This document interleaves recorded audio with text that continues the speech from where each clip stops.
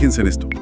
¿Qué pasaría si les dijera que el famoso "si te esfuerzas, triunfarás" podría ser en realidad una de las trampas más grandes de nuestra sociedad? Piénsenlo por un segundo.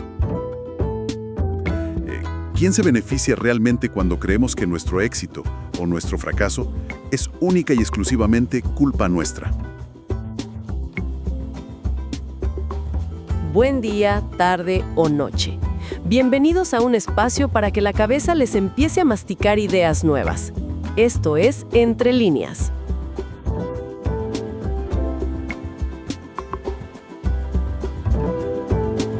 Y bueno, para quienes nos sintonizan por primera vez, este es un proyecto de Raíz de Monte. Somos un colectivo socioambiental vivo. Usamos el pensamiento crítico para desarmar, pieza por pieza, el entorno que nos rodea. Estamos en YouTube, Spotify, SoundCloud y Radio Cósmica Libre, todavía en la búsqueda de plataformas que no financian la guerra en el mundo. Quédense cerca que el pulso de este episodio está por subir.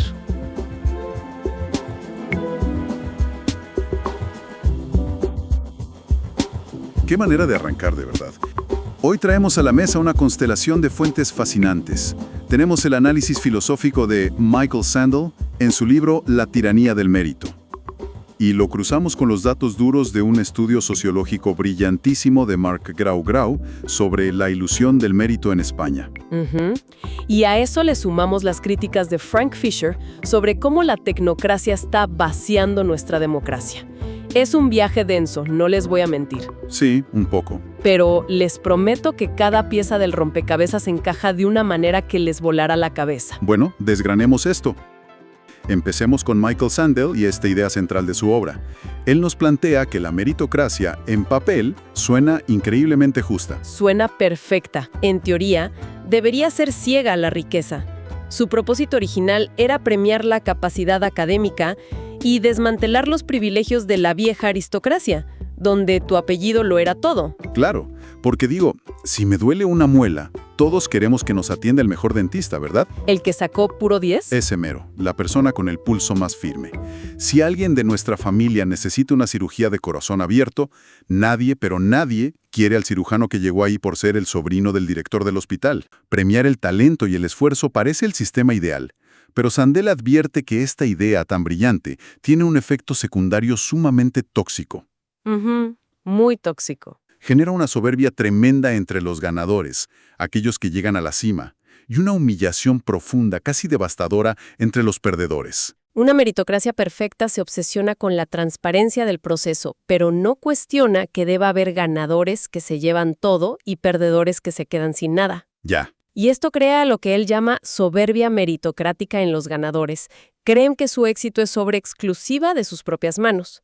Y en el otro extremo, genera una humillación institucional en los perdedores. O sea, si fracasas es tu culpa absoluta. Así es, Sandel hace un contraste brutal. En la Edad Media, un campesino sabía que era pobre por un accidente de cuna. El sistema era injusto, claro, pero el campesino no sentía que el fracaso fuera un defecto personal.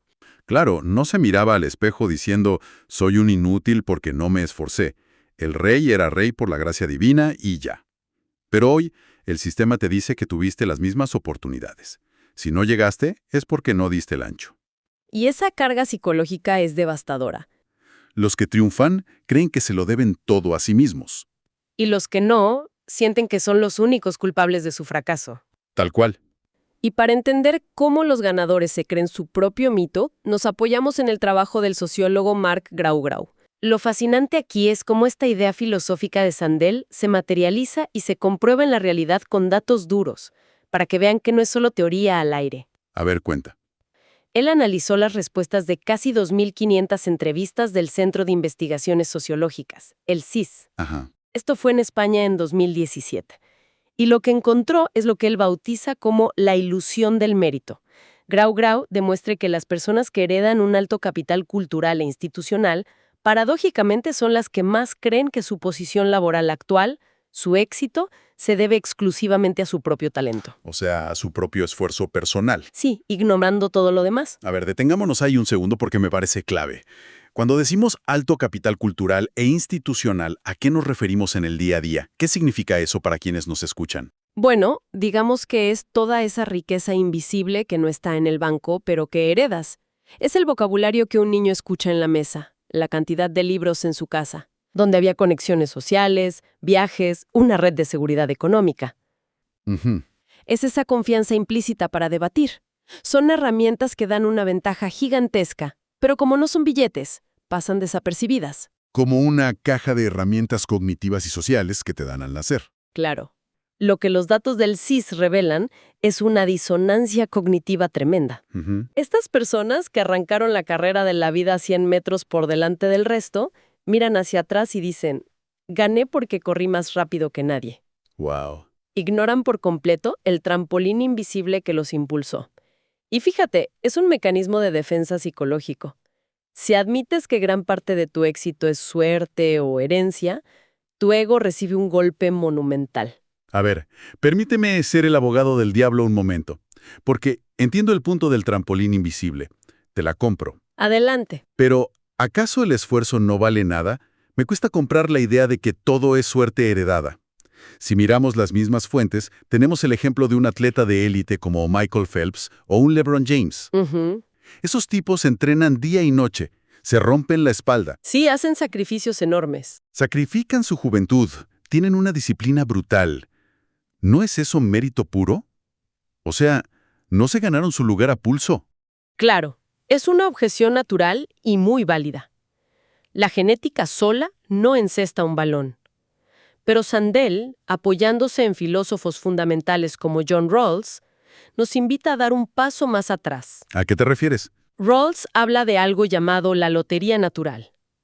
Él argumenta que incluso tu capacidad o tu disposición para esforzarte, Esa disciplina férrea de la que hablo. esa misma, depende en gran medida de circunstancias que tú no elegiste. Pero a ver, la disciplina es una decisión, ¿no? Yo decido levantarme a las 5 de la mañana a correr. Sí, pero tu capacidad mental y emocional para tomar esa decisión de forma consistente está ligada a entornos familiares estables. Ah, ya veo por dónde vas. Si creces en un entorno lleno de estrés crónico, carencias afectivas o inseguridad alimentaria, tu ancho de banda mental para esforzarte o proyectarte al futuro está severamente comprometido. O sea, estás en modo supervivencia. Tal cual. Además, Rawls nos recuerda que nadie merece sus talentos innatos. LeBron James no hizo ningún mérito antes de nacer para medir más de 2 metros y tener esa coordinación atlética. Ujú. Bueno, eso es innegable. La altura es pura lotería genética. Y a eso se suma algo aún más contundente, la suerte del contexto, lo que llamamos la lotería social. Pensemos en un jugador de básquetbol superestrella hoy, o en un influencer que factura millones entendiendo algoritmos. Si esa misma persona con ese mismo talento hubiera nacido en la Edad Media, No valdría nada. nada. Su habilidad para encestar una pelota o volverse viral no tendría valor económico. El talento solo te hace rico si la lotería histórica decide que eso es lo que el mercado quiere hoy. Es lo que llamamos imaginación sociológica, entender que nuestro éxito no ocurre en el vacío, creer que merecemos moralmente los millones que nos pagan por una habilidad fortuita es un error enorme. Y esa ilusión del mérito nos roba la empatía. Aquí es donde se pone realmente interesante, porque LeBron es valorado por nuestra cultura. Pero ¿qué pasa cuando la cultura o el sistema dictan que tu único valor es ser un engranaje más? Es una pregunta dura. Esto nos lleva directamente a cómo se perpetúa este ciclo en las clases trabajadoras. En las fuentes se menciona un poema del autor catalán Miguel Martí y Pol que de verdad me dejó helado. Habla de una niña, Eleonor. El poema dice, cito, Eleonor tenía 14 años y 3 horas cuando se puso a trabajar. Llevaba trenzas todavía y decía, sí señor y buenas tardes. Es una imagen poderosísima. 14 años y 3 horas. La precisión de ese tiempo robado a la infancia. Y el poema sigue narrando cómo ella crece. La vida en la fábrica le diluye los años, la juventud se la apaga en el gris de las ventanas. Se casa, tiene hijos. Y el ciclo continúa. Y al final el golpe maestro del poema. Nos cuentan que su hija mayor acaba de cumplir 14 años y 3 horas. Y también cruza la puerta de la fábrica para ponerse a trabajar, llevando trenzas y diciendo sí señor.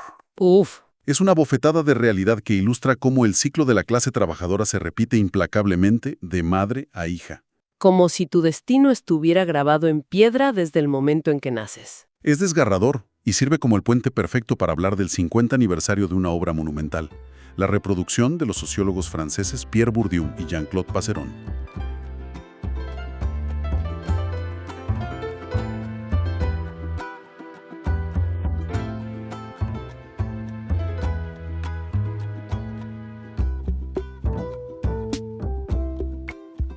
Para entender por qué la hija de Leonor termina exactamente donde su madre, sin importar su nivel de esfuerzo, Bourdieu nos regala 3 conceptos clave. Intentemos bajarlos a la experiencia diaria sin tanta jerga académica. Campo, capital y hábitus. Piensen en el campo como los diferentes tableros de juego de la sociedad. La escuela es un campo, el mundo corporativo es un campo, una cena familiar es un campo. Ok, los escenarios. Ujú. El capital no es solo cuánto dinero tienes en el banco. Bourdieu habla del capital cultural. Cuántos libros leíste en tu infancia, cómo estructuras tus oraciones, qué referencias culturales manejas. Ah, el bagaje invisible. Ese mero. Y el hábitus son esas disposiciones internas, esa forma casi inconsciente de moverte por el mundo. Tu postura corporal, tu confianza, que absorbes de tu entorno familiar sin darte cuenta. Es como cuando alguien entra a una oficina de ejecutivos y, sin decir una palabra, ya sabes que pertenece ahí. Ujú. Mientras que otra persona se siente como un impostor, aunque tenga el mismo currículum. Es innegable, tu hábitus reacciona al campo. Lo que Bourdieu nos dice, y esto es lo explosivo, es que la escuela finge ser un árbitro completamente neutral, un campo de juego nivelado. ¿Y no lo es? Para nada. El sistema educativo premia y valida las formas de hablar, de comportarse, el vocabulario y las referencias que las clases altas ya aprendieron orgánicamente en la mesa de su casa desde que tenían 3 años. Wow. Es como si la escuela te valora en un idioma que algunos aprendieron como lengua materna en su hogar. Ajá. Y otros tienen que aprender desde cero a los empujones mientras intentan aprobar el examen. La escuela reconoce ese capital cultural heredado y, perversamente, le pone la etiqueta de mérito personal o talento natural. Y esto empata perfecto con la advertencia de Sandel sobre el credencialismo. Sandel dice que exigir un título universitario se ha convertido en el último prejuicio aceptable en nuestra sociedad. Sí, es muy fuerte eso. Hoy, por suerte, está mal visto y condenado discriminar por raza, género o religión, lo cual es un avance inmenso. Pero discriminar a alguien por no tener un cartón universitario parece estar perfectamente justificado. E incluso aplaudido en voz alta. Sí, Se asume que si no tienes un título es porque no te esforzaste lo suficiente, ignorando todo el ciclo de Eleonor y el capital cultural del que venimos hablando.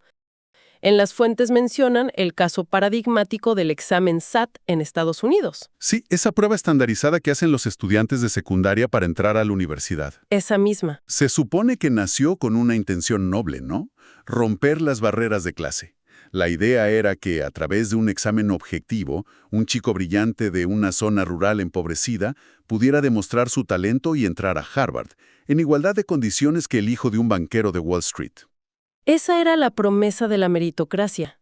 Pero los datos nos dicen otra cosa. Hoy en día, los resultados del SAT correlacionan de manera abrumadora y casi matemática con la riqueza de las familias. Las familias ricas pagan tutores carísimos, cursos de preparación intensivos, psicólogos para manejar el estrés del examen. Claro, compran la ventaja. Y al final, esa prueba objetiva termina midiendo el tamaño de la billetera y el capital cultural de los padres más que la aptitud natural del estudiante. Si conectamos esto con el panorama general, vemos que esta obsesión con las credenciales, los exámenes y el aparente mérito objetivo tiene consecuencias que van mucho más allá de la escuela. Y aquí entra Frank Fisher y su crítica a la tecnocracia. Fisher explica, y Sandel concuerda, que en las últimas décadas el debate democrático genuino se ha vaciado por completo. ¿A qué te refieres con vaciado? A que los políticos, y es importante señalar que esto aplica tanto a la izquierda como a la derecha tradicional, han abrazado una globalización tecnocrática. O sea, le dejaron la política a los técnicos. Han tomado problemas que son profundamente morales, éticos y políticos y los han reducido a simples problemas de eficiencia económica, que supuestamente solo puedan ser manejados por expertos con doctorados. El dato que tira Sandel sobre Barack Obama es revelador en este punto. Cuenta que, durante su presidencia, Obama usó la palabra inteligente, smart en inglés, más de 900 veces en sus discursos. 900 veces. Hablaba de políticas inteligentes, regulaciones inteligentes, inversiones inteligentes.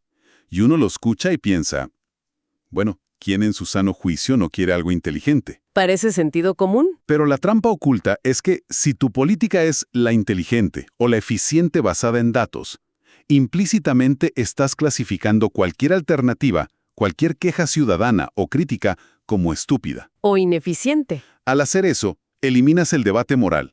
Ya no estamos discutiendo en la plaza pública qué es lo correcto, qué es lo justo, o a quién estamos dejando atrás, sino qué es lo más eficiente, según un modelo matemático hecho por expertos en una oficina cerrada. Es una forma muy sofisticada de silenciar a la ciudadanía.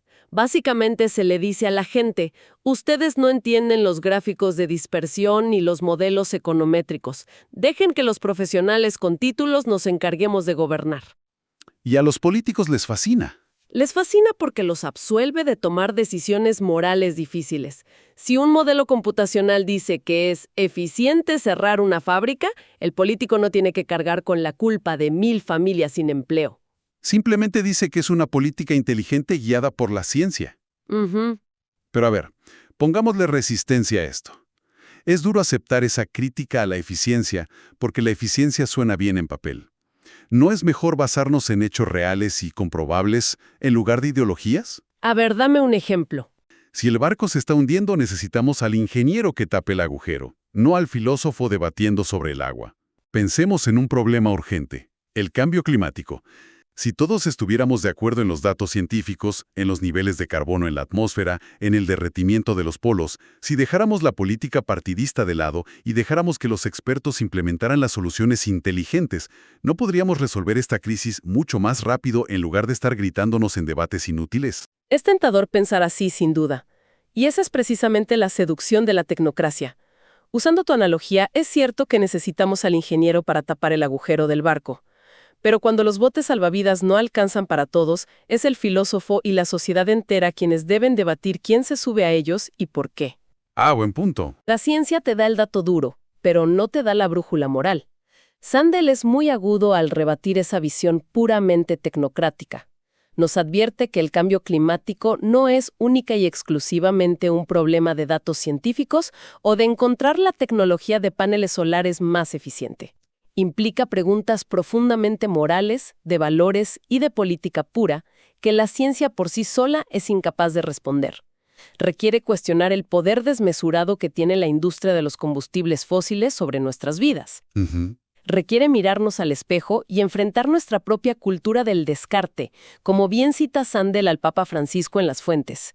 Implica cuestionar un modelo de consumismo desenfrenado que nos han vendido como éxito. Es verdad. Y sobre todo, no podemos ignorar la tremenda falta de confianza que sienten millones de ciudadanos de a pie hacia esas élites que pretenden imponer soluciones desde arriba, muchas veces afectando a los más vulnerables. Entonces, si el mérito es una ilusión y las universidades funcionan como crueles máquinas de clasificar, ¿qué pasa con nuestra democracia cuando dejamos que estos supuestos ganadores tecnócratas tomen todas las riendas de nuestras vidas? La persuasión política en una democracia no funciona tirándole a la gente gráficos neutros por la cabeza.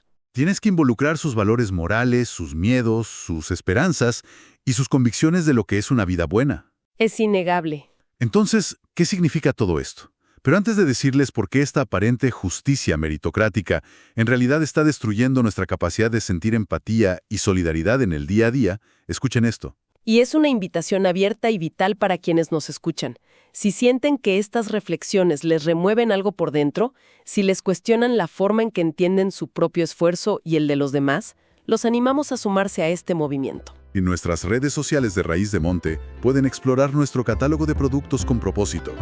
Los invitamos a suscribirse, a compartir este análisis con alguien en su trabajo, en su escuela o con quien les guste debatir. Y a seguirnos para que esta comunidad siga creciendo frente a tanta narrativa vacía. Y por cierto, déjenos un comentario en redes sobre qué plataformas alternativas conocen para proyectos independientes que nos aseguren no financiar la guerra en el mundo.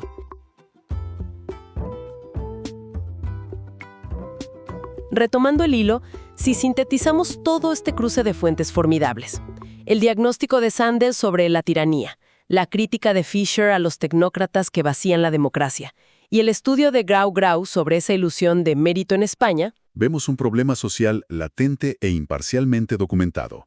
que la ética del éxito nos narcisiza, nos aísla.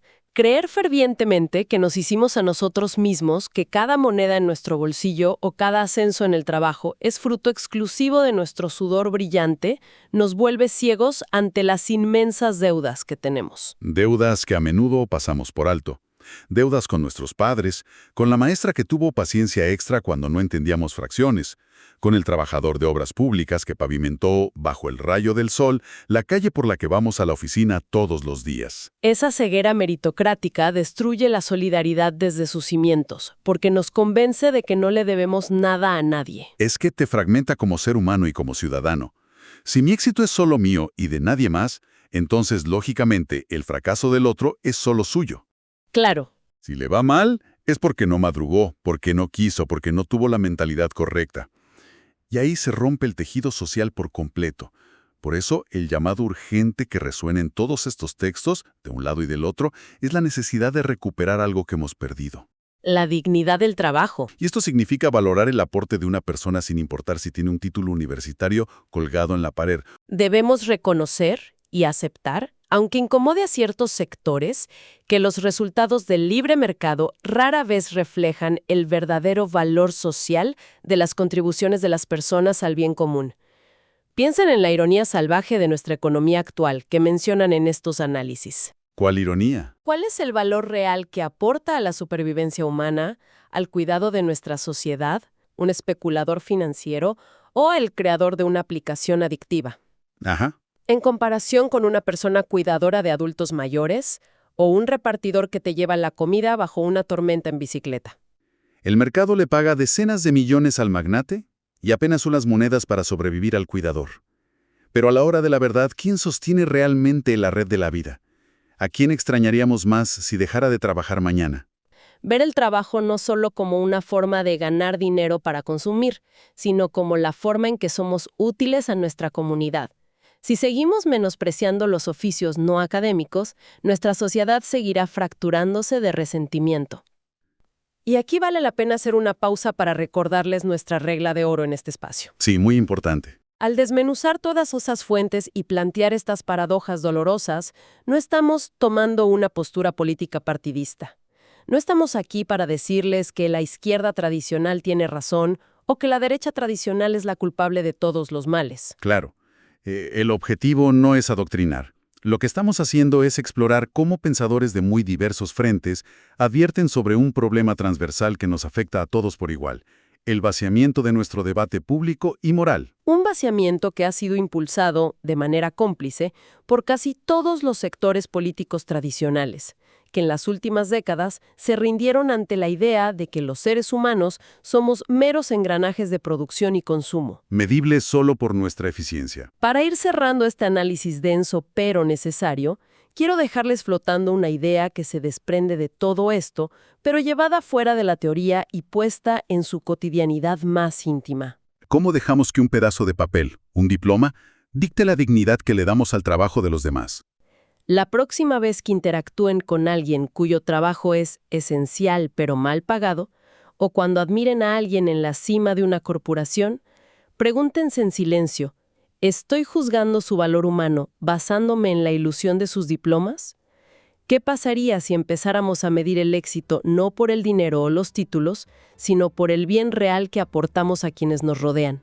Uf, tremendo. Es una pregunta para llevarse en el bolsillo, para incomodarse un poco y rumiarla durante toda la semana. Es una pregunta que nos confronta cara a cara con nuestros propios prejuicios disfrazados de objetividad. Tremenda pregunta para dejar sobre la mesa. Esto fue La tiranía y la ilusión del mérito en Entre Líneas. Gracias por permitirnos habitar su curiosidad. Hasta la próxima. Chau, chau.